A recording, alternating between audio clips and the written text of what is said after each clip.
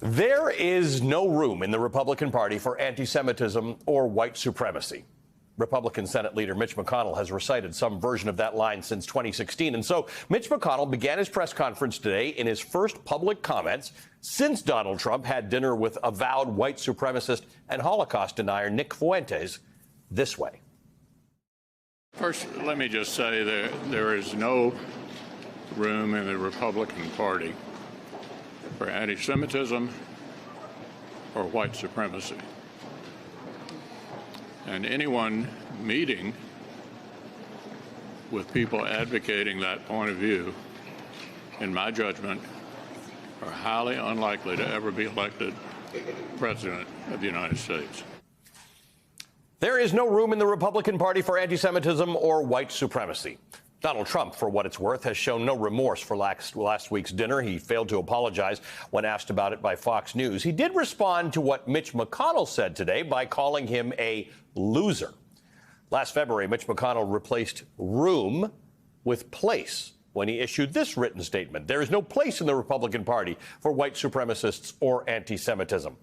Last February, he wasn't condemning Donald Trump, by the way, or as he put it today, a person highly unlikely to ever be elected president of the United States. He was condemning two sitting Republican members of Congress because Donald Trump's dinner last week was not the first time members of the Republican Party met with the anti-Semite Nick Fuentes. Last February, two Republican members of Congress, Arizona's Paul Gosar and Georgia's Marjorie Taylor Greene, spoke at a white nationalist conference that was organized by Nick Fuentes. Both Paul Gosar and Marjorie Taylor Greene were stripped of their committee assignments by the democratically controlled House, but that actually happened before they spoke at the white nationalist conference organized by Nick Fuentes. Marjorie Taylor Greene lost her committee role a year earlier for, among other things, trafficking in anti-Semitic and anti-Muslim rhetoric. But when the Republicans won back control of the House this month, Kevin McCarthy vowed to reassign Marjorie Taylor Greene to House committees. So is there room for Marjorie Taylor Greene's brand of anti-Semitism and white supremacy in the Republican Party? Here's what Kevin McCarthy, who wants to be Speaker of the House, had to say today. I don't think anybody should be spending any time with Nick Fuentes. He has no place in this Republican Party. I think President Trump came out 4 times and condemned him and didn't know who he was.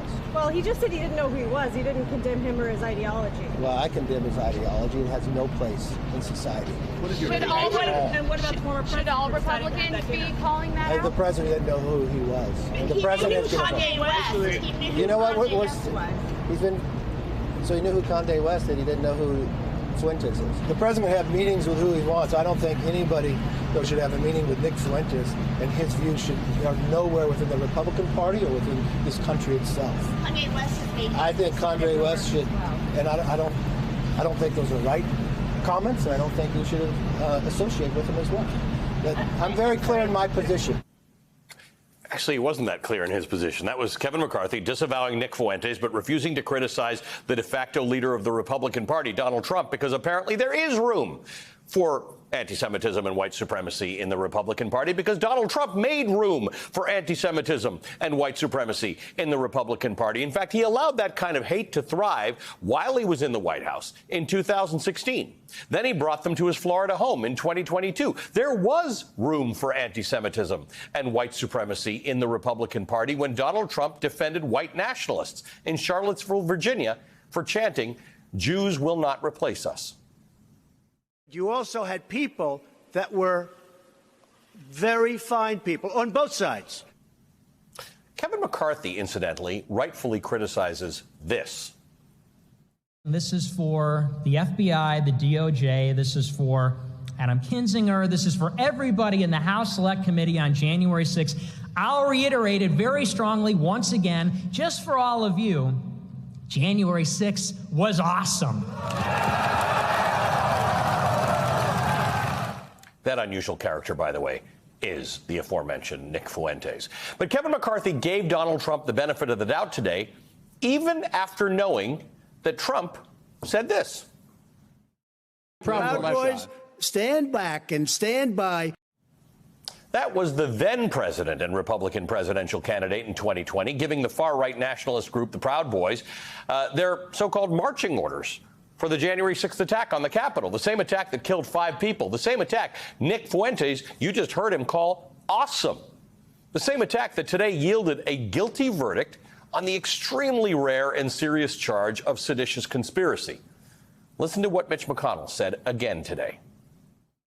First, let me just say that there is no room in the Republican Party for anti-Semitism or white supremacy.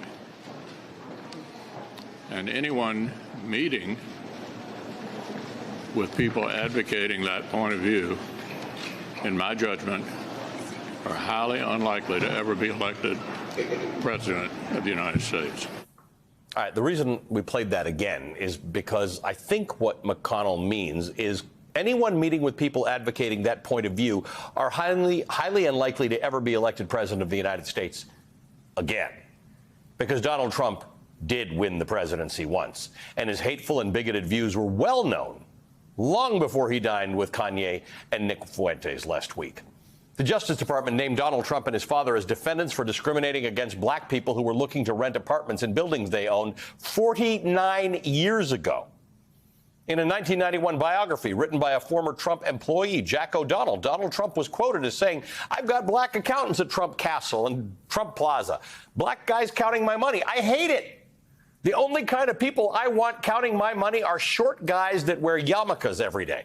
End quote. A New York Times review of the book notes that its author, quote, implies that Mr. Trump is a racist and a touch anti-Semitic, end quote. Just a touch. Trump did eventually deny ever saying that about his accountants, but only after he told Playboy magazine, quote, "The stuff O'Donnell wrote about me is probably true." Trump's own words. These are all things worth remembering the next time you hear someone step up to a microphone and say there's no room in the Republican Party for anti-Semitism or white supremacy.